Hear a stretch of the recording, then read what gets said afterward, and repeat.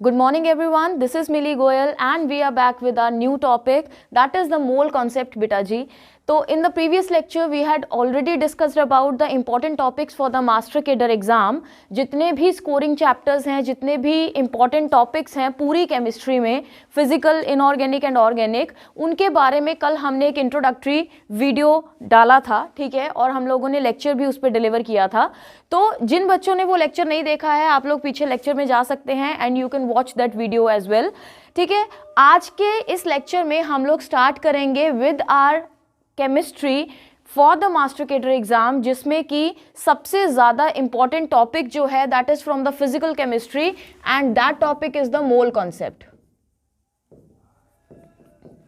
Mole concept एक ऐसा topic है बेटा जिसमें से आप लोगों को 101% क्वेश्चन जो है 1 और 2 क्वेश्चन मिलेंगे. ठीक है, ये पक्का होता है कि मोल कॉन्सेप्ट किसी भी तरह का कोई एग्जाम आ जाए, ये इकलौता ऐसा चैप्टर है हर एग्जाम में जो क्वेश्चन कैरी करता है. ठीक है, तो स्टार्टिंग विद द चैप्टर, यहाँ पे हम लोग सबसे पहले मोल के बारे में पढ़ेंगे. जनरली जो स्टूडेंट्स होते हैं उनको सबसे मुश्किल लगता है इसके न्यूमेरिकल्स को सॉल्व करना. अक्सर उनकी यही कंप्लेंट होती है कि हमें जी टॉपिक तो समझ में आ गया बट हमसे क्वेश्चन नहीं होता है. ठीक है, तो वहाँ पे प्रॉब्लम क्या होती है कि जो हमें लगता है कि हमें टॉपिक समझ में आ गया, इन एक्चुअल वो टॉपिक समझ में नहीं आया होता है. कंसेप्ट क्लैरिटी जो एक टॉपिक की होती है, थॉरो स्टडी सब लोग करते हैं. ठीक है, थ्योरेटिकल पोर्शन सब लोग पढ़ लेते हैं, but when it comes to the question, to attempt a question, वहां पे आके दिक्कत क्यों होती है बेटा? क्योंकि हमें टेक्निक नहीं पता होती है कि क्वेश्चन को करें किस तरह से. ठीक है, तो अगर हम लोगों को वो चीज समझ में आ गई कि how to attempt the question और how to do a question, then there will be no worry. ठीक है, तो स्टार्ट करते हैं बेटा. सबसे पहले समझेंगे कि मोल वर्ड का मतलब क्या होता है. What is the meaning of the मोल? कुछ बच्चे ऐसे होते हैं कि हमें जी मोल कॉन्सेप्ट आता है, लेकिन उनको अगर पूछे ना कि मोल का मतलब क्या होता है तो दे डू नॉट नो. ठीक है, उनको नहीं पता होता है. तो मोल का बेटा हमने कोई भी चीज क्रैम नहीं करनी है, किसी भी चीज को रट्टा नहीं लगाना है, हम लोग समझेंगे और फिर क्वेश्चन को करेंगे. तो मोल वर्ड का मतलब क्या होता है बेटा जी? हीप होता है, हीप.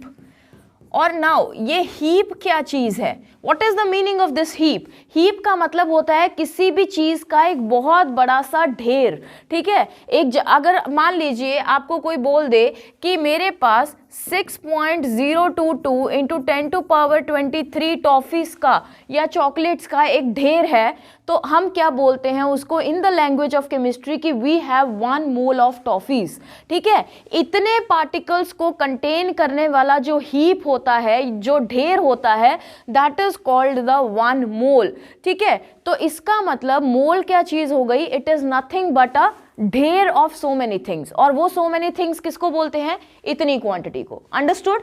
ठीक है, तो ये पहला कॉन्सेप्ट है कि मोल क्या चीज होती है. मोल को बेसिकली 3 चीजों में डिवाइड किया गया है. 3 डेफिनेशंस के बेस पे इसको हम लोग एक्सप्लेन करते हैं बेटा. द फर्स्ट डेफिनेशन है हमारा, फर्स्ट डेफिनेशन वो क्या चीज होती है कि on the basis of number of particles, number of particles के बेस पे जो मोल है वो किसके इक्वल होता है, जहां वो क्या चीज होती है. तो on the basis of number of particles अगर हम लोग मोल को एक्सप्लेन करेंगे तो we will get to know कि 1 मोल जो होता है हमेशा it will be equals to 6.022 into 10⁻23 particles. Now what are these particles? किन पार्टिकल्स के साथ हम लोग डील कर रहे हैं? ठीक है, what is the kind of particles? It can be of any kind. ये जो पार्टिकल्स हैं वो किसी भी तरीके के हो सकते हैं. मतलब क्या हुआ? We are dealing with the chemistry here. तो इसका मतलब पार्टिकल्स क्या हुए? Atoms, molecules, ions, electrons, protons, neutrons and so on. जितने भी तरह के पार्टिकल्स आप लोग केमिस्ट्री में पढ़ते हो, this particle represents all of them. ठीक है, ये जो पार्टिकल वर्ड हमने लिखा ये उन सारे पार्टिकल्स को रिप्रेजेंट करता है, whether it is atom, molecule, ion, proton, electron, neutron, positron, whatever it is. ठीक है, तो पार्टिकल का मतलब क्या है? जो आपको क्वेश्चन में दिया गया है, you will do the question as per that data. Understood, ठीक है। तो 1 मोल, हाँ जी। अब यहाँ पे समझने वाली बात क्या है, जहां पे ब्लंडर हो जाता है क्वेश्चन को सॉल्व करने में, वो क्या चीज होती है बेटा? तो वो चीज ये होती है कि समटाइम्स जब हम लोग क्वेश्चन को देखते हैं तो दोनों साइड में जो डाटा गिवन है, दोनों साइड का मतलब क्या है, जो डाटा गिवन है और जिसके बारे में पूछा गया है, उन दोनों के पार्टिकल नेचर में डिफरेंस होता है, जो कि हम लोग समझ नहीं पाते हैं। तो पार्टिकल्स का मतलब क्या है? जिन पार्टिकल्स की बात राइट हैंड साइड पे हुई है, उन्हीं पार्टिकल की बात लेफ्ट हैंड साइड पे होनी चाहिए। Only then this definition will suit that question. Suit करने का मतलब क्या होता है कि हम लोग डायरेक्ट एप्लीकेबल कर सकते हैं क्वेश्चन पे डेफिनेशन को, ठीक है। तो इसका मतलब क्या हुआ कि 1 mole of atom will be is equals to 6.022 into 10 to power 23 atoms। Understood. जिस चीज की बात हम लोगों ने लेफ्ट हैंड साइड पे की है, उसी चीज की बात हम लोग राइट हैंड साइड पे करेंगे। ये एक जनरल फंडा है बेटा जी। जैसे आप लोग मैथ्स में, फिजिक्स में, केमिस्ट्री में किसी भी तरह का कोई न्यूमेरिकल करते हो तो you have to maintain the balance between the units, ठीक है। चाहे वो मास का हो, वॉल्यूम का हो, प्रेशर का हो, whatever be the unit is, किसी भी तरह का यूनिट हो, आपको सब यूनिट जो है वो एक जैसे एक ही फॉर्म में लेके आने पड़ते हैं। Only then you can find out the right answer. Similar concept is applicable over here. यहाँ पे क्या है कि जो 1 मोल है एटम का, वो इतने एटम्स के बराबर होगा। दैट मीन्स जिस तरह की क्वांटिटी, जिस तरह का नेचर ऑफ पार्टिकल आप लोग इस साइड पे ले रहे हो, उसी तरह का पार्टिकल, वही सेम चीज जो है आपको इस साइड पे लेनी पड़ेगी। Only then you can apply the definition over here in your question. Understood. तो ये पहला एक झोल होता है जो क्वेश्चन को गलत कराता है, एक पहला मिस्टेक जो हमेशा क्वेश्चन के गलत होने का। आपको लगता है कि जी हमने डेफिनेशन तो बिल्कुल सही लगाई है, लेकिन आंसर क्यों गलत आ रहा है? ये तो आंसर, और अलग बात ये होती है इसमें गलती होने की कि वो जो आपका आंसर आ रहा है वो भी क्वेश्चन में पेपर ऑप्शन होता है, पेपर में ऑप्शन होता है उसी क्वेश्चन में, ठीक है। तो इसलिए गलती नहीं करनी है। सबसे पहला स्टेप ही ये है कि you have to find out the nature of particle given. Understood. तो ये हमारा पहला कॉन्सेप्ट है बेटा। मान लीजिए कि हमारे पास कोई ऐसा क्वेश्चन आ गया जिसमें पार्टिकल्स का जो नेचर है वो डिफरेंट है। मान लीजिए आपको दे तो मॉलिक्यूल दिया, बट पूछा एटम्स के बारे में है। Let us attempt a question. हम लोग एक एग्जांपल लेते हैं, एक क्वेश्चन अप्लाई करते हैं। मान लीजिए आपको ये पूछा गया, calculate the number of atoms present in 3.2 moles of ammonia। Now this is the question। देखने में तो ये क्वेश्चन बहुत सिंपल है, this is a very lower level question और very basic level question, but फिर भी इसका आंसर 80% बच्चे गलत करेंगे जो केमिस्ट्री को पहली बार पढ़ रहे हैं। क्यों? क्योंकि वहां पे आप लोगों को ये तो पता चल जाएगा कि they are asking about the number of atoms, but वो इस चीज को मिस कर देंगे कि यहाँ पे दिया हुआ जो स्पीशी है, this is not an atom, this is a molecule, this is a compound, ठीक है। कंपाउंड वर्ड को हम लोग यूज नहीं करते हैं because we are dealing with the particles. Compound और मॉलिक्यूल में कुछ खास फर्क नहीं होता है। Every molecule is not a compound but every compound is a molecule. इस चीज को ध्यान रखना है कि हर एक कंपाउंड जो होता है वो मॉलिक्यूल होता है, ठीक है। तो इसका मतलब क्या है बेटा कि दिया हुआ जो पार्टिकल है वो क्या है? मॉलिक्यूल है, बट जो पूछा गया पार्टिकल है वो क्या है? वो एटम है, ठीक है। तो अभी हमने क्या करना है? First of all our first step is to इसको, इन दोनों को, यूनिट्स को क्या करना है? सेम करना है, ठीक है। तो हम whether you will convert it into the atoms और मॉलिक्यूल्स, ठीक है। या तो आप इसको एटम्स में कन्वर्ट कर लो या फिर मॉलिक्यूल्स में कन्वर्ट कर लो, बट दोनों का यूनिट जो है वो सेम कर दो, ठीक है बेटा जी।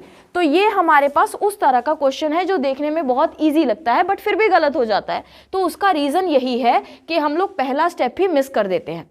तो यहाँ पे जब भी आपको कुछ ऐसा दिखे तो पहला स्टेप ही ये है कि आप दोनों साइड के यूनिट्स को क्या करोगे, सेम करोगे, ठीक है। तो यहाँ पे हम लोग इस मॉलिक्यूल को एटम्स में कन्वर्ट कर लेते हैं ऑलरेडी। तो एक मॉलिक्यूल में कितने एटम्स हैं, देखो एक तो नाइट्रोजन का है और 3 किसके हैं, हाइड्रोजन के, which is clearly understood from the formula, ठीक है। तो ये एक मॉलिक्यूल में कितने एटम्स हैं बेटा, 4 एटम्स। एक मॉलिक्यूल में 4 एटम्स हैं तो एक मोल में कितने होंगे, 4 into 6.022 into 10 to power 23। That means 1 molecule is equals to 4 atoms. That means 1 mole molecules, 1 mole molecules में कितने एटम्स हो जाएंगे, 4 इंटू 6.022 इंटू 10 to power 23। और इसी फिगर को हम लोग क्या बोलते हैं, this figure is given by a scientist known as Avogadro. तो इसको क्या बोला जाता है, this is also called Avogadro's number represented by Na, ठीक है। इसको हम लोग किसके साथ रिप्रेजेंट करते हैं, Na के साथ रिप्रेजेंट करते हैं, ठीक है जी। तो ये हमारे पास क्या हो गया, इतने नंबर ऑफ क्या आ गए, अब हमारे पास एटम्स आ गए एक मोल में, ठीक है। तो हमें फाइंड आउट कितने मोल्स में करने थे, 3.2 मोल्स में। तो 1 मोल में कितने एटम्स हैं, 4 Na। तो 3.2 मोल्स में कितने हो जाएंगे, 4 Na मल्टीप्लाई बाय 3.2। हमेशा याद रखना है this divided by this multiply by this, ठीक है। इस चीज को मैं बोलूंगी कि रट्टा लगाओ ताकि आपका एक फ्लो बन सके और गलती का मार्जिन जो है वो कम हो जाए, मिनिमाइज हो जाए, ठीक है। दिस डिवाइडेड बाय दिस, यहां पे इसको करो जी डिवाइड,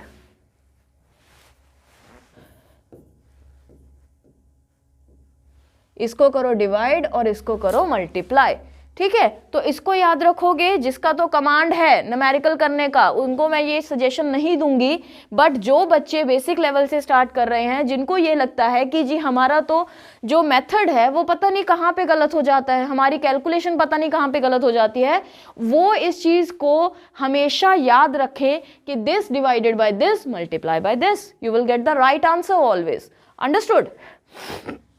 तो ये हो गया हमारे पास जो एक टिपिकल लेवल ऑफ क्वेश्चन आता है, या मिस्टेक होने के चांसेस जहां पे होते हैं बेटा, वो ऐसे क्वेश्चन होते हैं कि आपको दिया किसी और यूनिट में है और पूछा किसी और यूनिट में है, अंडरस्टूड, ठीक है। चलो जी, ये हो गया हमारा फर्स्ट डेफिनेशन कि 1 मोल जो है वो किसके बराबर होता है, Na पार्टिकल्स के बराबर होता है, क्लियर है। Now coming to the second point, second definition of mole concept बेटा जी। पहला जो हमने किया था that is on the basis of number of particles,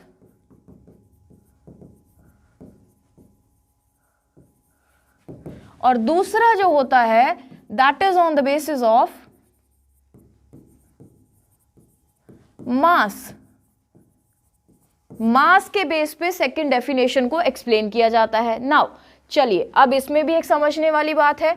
according to the second definition 1 mole of atom will be is equals to, एक mole atom का मास कितना होगा, ठीक है। इसको यहां पे ऐसे भी लिख सकते हो, अगर किसी को नहीं समझ में आ रहा तो mass of 1 mole of atom will be is equals to its gram atomic mass, gram atomic मास।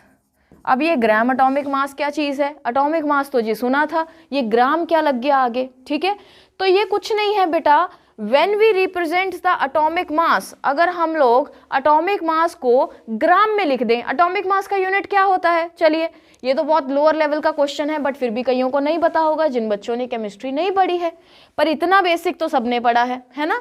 तो एटॉमिक मास का जो यूनिट होता है, पहले क्या था, एटॉमिक मास यूनिट AMU, सुना होगा सबने, देखा भी होगा, लेकिन अभी इसको क्या लिखते हैं, सिर्फ U लिखते हैं, ठीक है।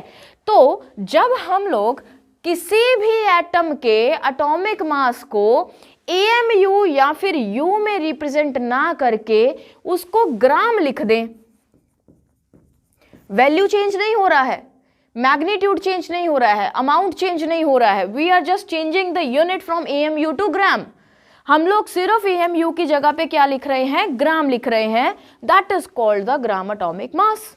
ठीक है, फॉर एग्जाम्पल सोडियम या फिर मैग्नीशियम, मैग्नीशियम का एटॉमिक मास कितना होता है जी, 24U होता है। Atomic number is 12, atomic mass is 24U।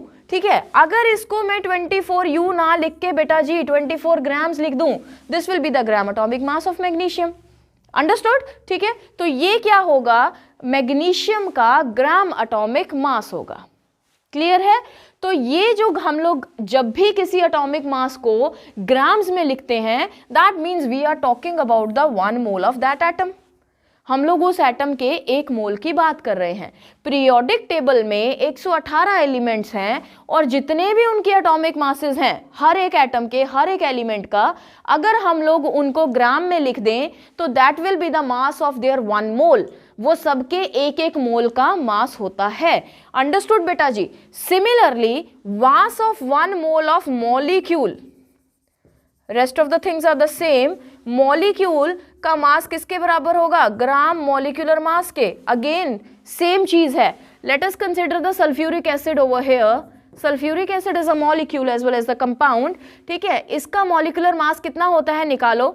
यहाँ पे आ गया 2 × 1, क्योंकि एक हाइड्रोजन का 1 ग्राम होता है या 1U होता है। We are talking about the grams here. ठीक है, मल्टीप्लाई बाय 2 कर देंगे। सल्फर का होता है 32, ऑक्सीजन के 1 का होता है 16, मल्टीप्लाई बाय 4। तो according to the board mass we have to do the multiply first. 2 + 32 plus कितना हो जाएगा, 64, that will be comes out to 98। अगर मैं इसको 98 ग्राम्स लिख दूं, ठीक है, अगर इसको 98 ग्राम लिख दें तो ये क्या हो जाएगा बेटा, इसके 1 मोल का मास हो जाएगा। That means the mass of 1 mole of sulphuric acid will be 98 grams. Understood? ठीक है, so this is known as the second definition of the mole concept. इसको मोल कॉन्सेप्ट का सेकेंड डेफिनेशन बोलते हैं। ठीक है जी, अगर आपको मास के बेस पे कोई भी क्वेश्चन आता है तो firstly you know the mass of 1 mole of every atom, बशर्ते आपको एटॉमिक मास आने चाहिए। अगर आप बोलो कि हमें एटॉमिक मास तो आते नहीं है जी, हम क्वेश्चन कैसे अटेम्प्ट करें, तो ये इतना छोटे लेवल का पेपर नहीं है कि आपको हर बार हर एक एटम का एटॉमिक मास लिख के दिया जाए। दिया भी जा सकता है पर नहीं भी दे सकते हैं। ठीक है, क्योंकि this is a of big higher level exam. एक थोड़ा सा इसका लेवल होता है कि अंडरस्टूड है कि हर बच्चा एटलीस्ट ग्रेजुएशन के बाद ये पेपर दे रहा है।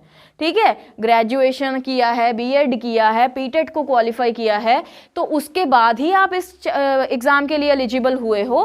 दैट मीन्स कि इट इज अंडरस्टूड कि आपको इतना बेसिक लेवल तो आना चाहिए कि you know the atomic mass of some basic elements. अगर नहीं आते हैं बेटा जी, so you have to work on yourself. आपको वो पहले करना पड़ेगा, उसके बाद हम लोग इसके ऊपर आएंगे। So that is a kind of your homework also. ठीक है, नेक्स्ट आ गया, अब इसके ऊपर एक क्वेश्चन लगाते हैं। ठीक है, इस क्वेश्चन का मैं अलग से आपको एक क्वेश्चन बैंक भी हम लोग करेंगे, जिसमें से कुछ प्रीवियस ईयर क्वेश्चंस भी हैं, लेकिन अभी फिलहाल के लिए हम लोग एक थ्योरी कर रहे हैं, तो इसके साथ रिलेटेड मैं एक एक क्वेश्चन आपको फॉर एग्जाम्पल करवा रही हूँ। ठीक है, in the next class we will do the question bank, proper question bank solve करेंगे ढंग से। ठीक है, नेक्स्ट आ गया, यहाँ पे मान लीजिए आपको क्वेश्चन दे दिया, calculate the mass of, calculate the mass of 0.1 mole of nitric acid. अब नाइट्रिक एसिड को इस तरह से भी लिख के दे सकते हैं HNO3, पर नाइट्रिक एसिड को नाइट्रिक एसिड भी लिख सकते हैं। Then you have to know the formula as well. आपको वो फॉर्मूला जो है वो पता होना चाहिए बेटा जी। Nitric acid, this is the work of some basic class. अगर आपको नहीं आता है तो you can go back to our previous videos, तो आप लोग देख सकते हो। ठीक है, लेकिन आप लोगों ने पीटेट के एग्जाम को क्वालिफाई किया है, तो इतना तो आपको आना चाहिए कि you know the molecular name and molecular formula of every molecule. ठीक है, जितने भी वेल नोन मॉलिक्यूल्स हैं, जितने भी वेल नोन कंपाउंड्स हैं, specifically acids as well as the bases, आपको उनके फॉर्मूलाज आने चाहिए। Only then the question will be attempted. ठीक है, तो ये हमारा क्वेश्चन है, HNO3 के 0.1 मोल का मास कितना होगा, कैसे निकालेंगे जी। एक चीज का ध्यान हमेशा रखना है बेटा जी कि आपको एक मोल के बारे में सब कुछ पता है, वही तो हम कर रहे हैं। हम लोग एक मोल के बारे में पढ़ रहे हैं, बाकी तो चीजें सॉल्व हो रही हैं, ठीक है। जो हमें ऑलरेडी गिवन डाटा है, ऑलरेडी हमारे दिमाग में जो डाटा है दैट इज अबाउट द 1 मोल। तो हम लोग क्या करेंगे कि हमें पता है कि 1 मोल ऑफ मॉलिक्यूल हमेशा किसके बराबर होता है, ग्राम मॉलिक्यूलर मास के, होता है ना, as per the second definition अभी किया हम लोगों ने।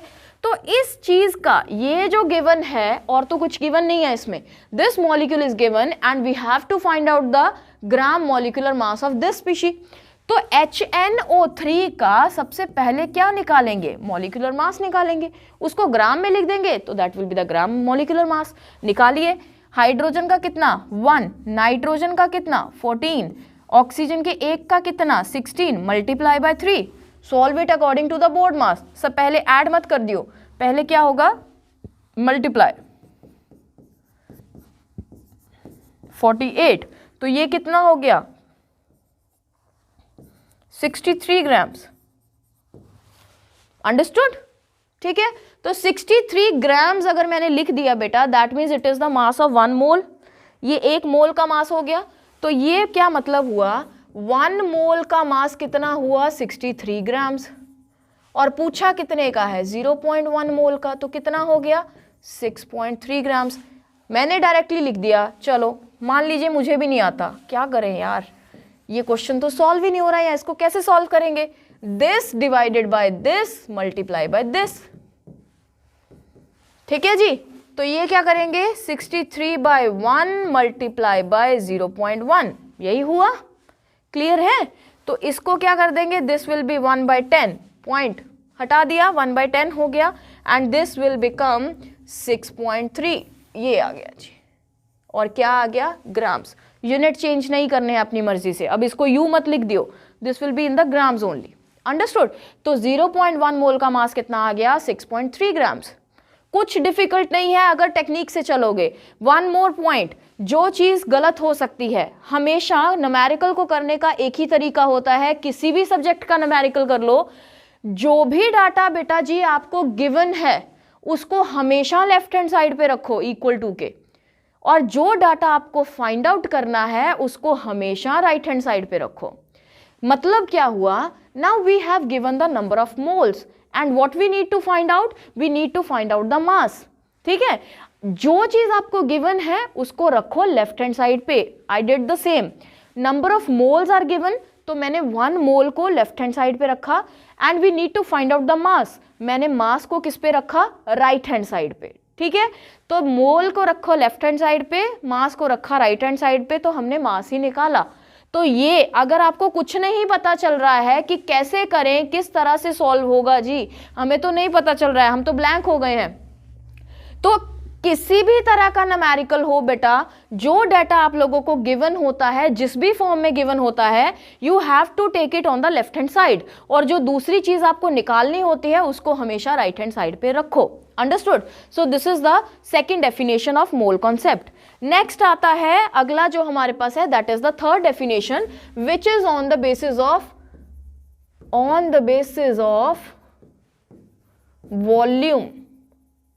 वॉल्यूम के बेस पे होता है। नाउ अगर हम लोग वॉल्यूम की बात कर रहे हैं बेटा, तो this is specifically for the gases. ये जो डेफिनेशन है, it is applicable only for the gases.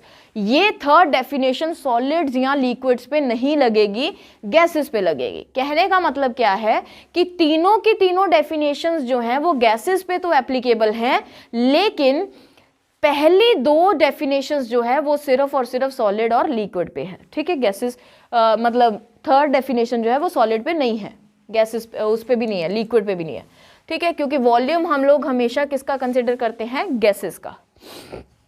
चलिए जी, तो इसके according 1 mole of a gas contains how much volume, it will be is equals to 22.4 litres. अगर तो लीटर्स की बात कर रहे हो तो 22.4 आ जाएगा, अगर ml की बात कर रहे हो तो मल्टीप्लाई बाय 1000 हो जाएगा, 22,400 ml, understood. So this is the third definition and the last definition of mole concept. इसके अकॉर्डिंग ही हम लोग सारे मोल कॉन्सेप्ट के जो क्वेश्चन है उसको करते हैं बेटा, ठीक है।